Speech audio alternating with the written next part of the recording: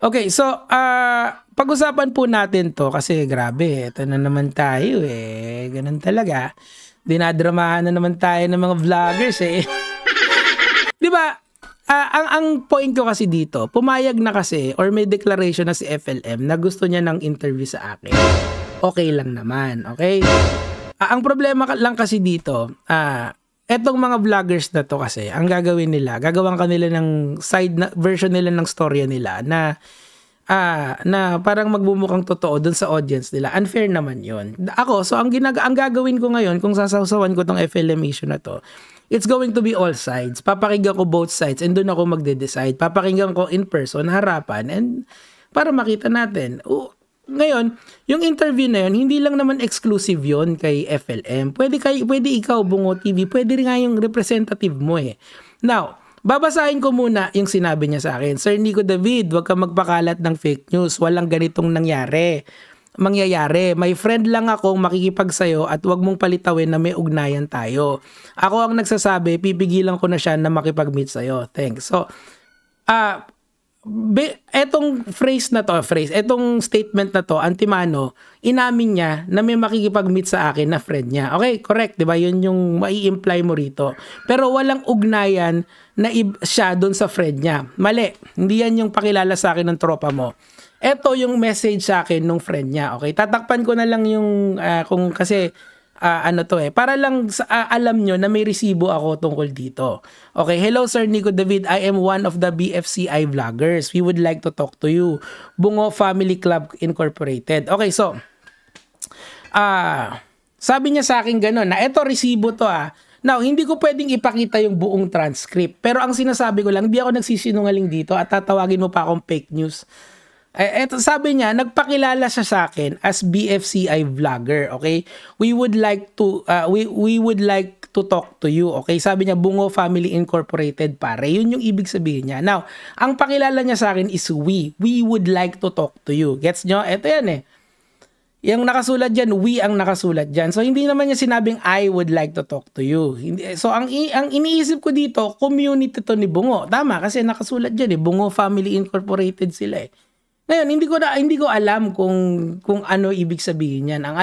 Ang intindi ko, community sila sa normal na social media language, okay? So hindi ako nagpapakalat ng fake news. Wag mo akong baliktarin, bro. Kasi sabi ko kasi sanay ako rito sa mga ganito. Diyos ko po. Diyos ko Lord, gala nyo naman porque hindi ako sumasagot doon sa iba, hindi ko na kaya kayo sasagutin. Wag ganon. Ngayon, ulitin natin, given that context. Sir Nico, huwag kang magkalat ng fake news. Hindi ako nagkakalat ng fake news. Yung kaibigan mo ang nagpakilala sa akin as representative ng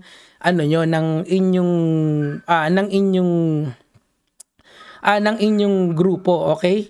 We would like to talk to you. Nung tinanong ko, community, galing siya sa community mo. Kasi nga, Bungo Family Incorporated. That's what he said to me. Now, if you would like the full transcript, I'll send it to you. No problem. Or gusto mo, mag-meet up tayo, papakita ko sa'yo yung chat mismo. Di ba magkaibigan kayo? Or magkaibigan kayo, inaalaw ko na ipakita mo yung chat nyo dito kay Bungo TV. Babalik ta rin nyo pa. Ang galing, ang husay. Alam nyo, hindi ako si FLM. Okay? Kung naano nyo si FLM, go lang. Go lang ng go. Pero, iba ako sa kanya, okay? Ako, I'm willing to listen to all sides of the story. Now, eto lang yung pasok ko dito, yung sa LTO lang.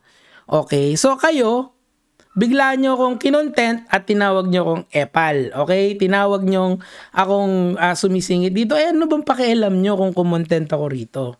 Hindi ba dapat mas maging okay kayo? Kasi, yung initial na sinasabi ko kay FLM is pro LTO, 'di ba? Mas okay 'yun eh kasi nga ine-expose ko kung ano yung sinabi niya. Ngayon, kung gusto niyo naman makipag-usap in person sa akin, sabihin niyo yung mga information na alam niyo, okay lang naman. Walang problema 'yun, Bungo, 'di ba? Or yung kaibigan mo, okay lang din yon. Or hindi kayo magka-community, I don't care. Ang importante, magkakaroon tayo ng mahusay na exchange of ideas. And makikita nyo ako in person. Wala naman siguro masama doon. Nasa open space naman tayo. Why is it that Ngayon, hindi ko naman kayo pinipilit na gawin ito. Hindi ko rin kayo nire-required na sabihin nyo sa akin yung alam nyo. Pero ako kasi, eto yung sa tingin kong tamang gawin dito sa sitwasyon with the FLM. Regardless of what people say to me, regardless of what other YouTubers say to me, regardless of what you think is my method is correct or not. Pero to call me fake news, hindi naman yata pwede yun, idol. Hindi kita papayagang hindi ko papayagang gawin mo yan sa akin. Sorry, meron akong resibo. And the resibo is clearly say na nagpakilala yung kaibigan mo sa akin sa BFCI and kinancel niya na rin yung meeting sa Thursday. So walang mangyayaring meeting, okay lang. Walang problema, tol. Maraming salamat sa oras mo. Papalakpakan pa kita. Di ba? So hindi ko alam bakit bigla kayong nag-back out sa akin. May in-explain sa akin yung friend mo pero sa akin na lang yun. Okay, pero of course, hindi kita hahayaan tawagin mo akong fake news. Kung gusto mo, pag-usapan natin yan, live stream lang. Sabay tayo, mag-live stream ka, aakyat ako sa'yo, di ba? Kasi ang gagawin yan, kayong dalawa ng friend mo. Pero papatunayan nyo sa akin na nagsisinungaling talaga ako or nagkakalat ako ng fake news, dala-dala tong resibo na to. Pwede naman, or pwede naman na magkalimutan na lang tayo, okay lang naman. Di ba? Kasi hindi ko naman din kayo kilala, hindi ko rin naman kayo kilala. Ngayon ko lang na kayo nakilala. If na-offend ka doon sa mga nasabi ko, I apologize for that.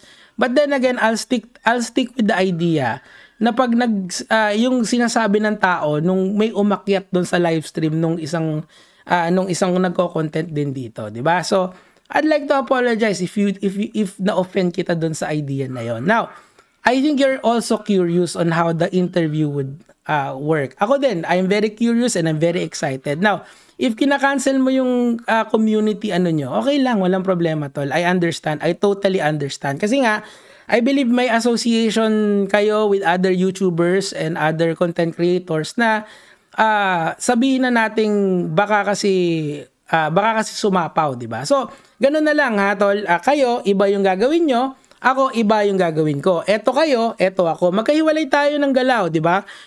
Naalala ko yung sinabi ni who is this? Yung sa Team Payaman, di ba? Yung kayo, ganito yung growth nyo, ako rin, gusto ko rin. Kumbaga, magkahiwalay tayo ng diskarte pagdating kay FLM. Pero, if gusto nyo naman mag-share ng information sa akin, wala namang problema. Pero from now on, if you would like to share information sa akin and you're going to say anything disparaging sa akin, I will contest that every time, di ba?